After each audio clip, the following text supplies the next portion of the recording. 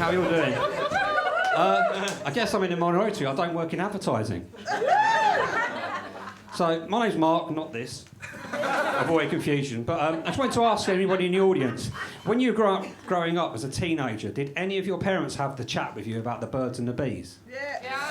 Yeah, mine did, but mine kind of went a bit weird. My dad decided to do it, well, forced to do it, and North London, big guy, very uncomfortable.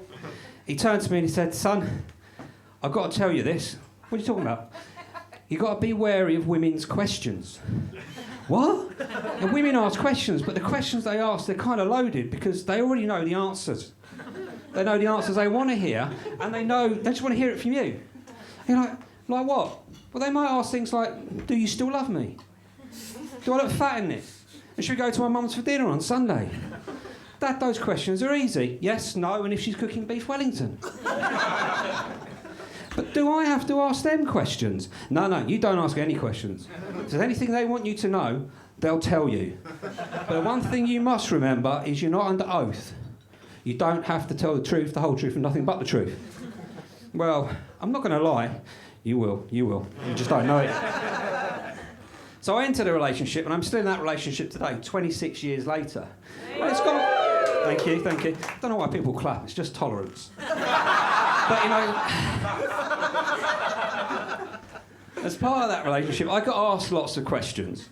But I could deal with all those questions, but the one question that kind of got me every time, it was about my own insecurities, was, "What are you thinking?" So, what am I thinking? Why do you want to know what I'm thinking? If I'm not looking at you, talking to you or whatever, it's not relevant.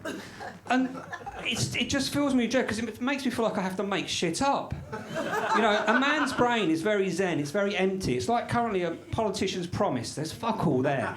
Any of you who've got a male other half, if you look into their brains tonight, when it's all quiet, there's fuck all going on. Nothing relevant. So I would kind of deal with this. And I'd answer honestly.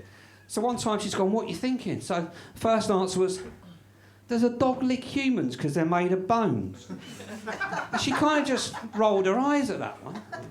And is an escalator ever really broken? Because when it stops, it's still the stairs. She just folded her arms at that. And was everybody really kung fu fighting? What, everybody everywhere, as fast as lightning? And she got off and just walked away. It gave me a bit of peace anyway. So 26 years we've been together. We had our kids young, so they've kind of moved on and pissed off now, which is kind of nice for us. But now I've got two little nephews, two autistic nephews that love watching Pixar films on repeat constantly. Keeps their brains going and going. So we went to see them one afternoon, and we've watched a few films, and we've decided, let's go for a meal. So we've gone for a meal. We've sat there, and all of a sudden, she said to me, "This is nice, isn't it? Yeah. Just waiting for the mains to come. We've had some starters, had a couple of drinks. It's all going really well." And then the music kind of stopped, and there was a little lull in the conversation. And she looked at me. She doesn't like that little silence. And she looked at me and she just went, "What are you thinking?" I was thinking, "Not this shit again. I thought we got over this." And I had a real angel and devil moment then. The angel on my left just said, "Just tell her you're having a lovely time, everything's going great, see where the night takes us." Then I had the devil on this shoulder. "Tell her the fucking truth." Angel, no, don't tell her the truth. "Right, remember what you said." The devil was right. I did say I wouldn't lie. So I'm going with the devil this time. So I looked at her and I said, "I'm thinking about Toy Story."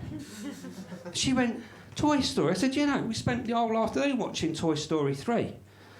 And in that film, Andy's 17 years old and he's still got his toys. "Yeah? What about it?"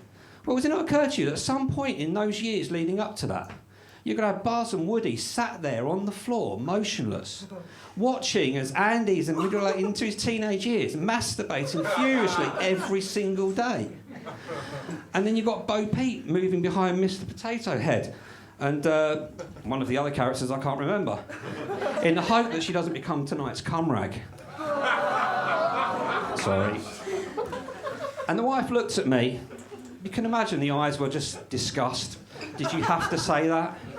And the last thing I'll leave you with, ladies and gentlemen, is that on the table next to me was my mum and dad. My dad had his head in his hands, He looked up and he said, Mark, that's the fucking moment you lie. I've not been David Hill, I've been Mark, you've been lovely. Thank you.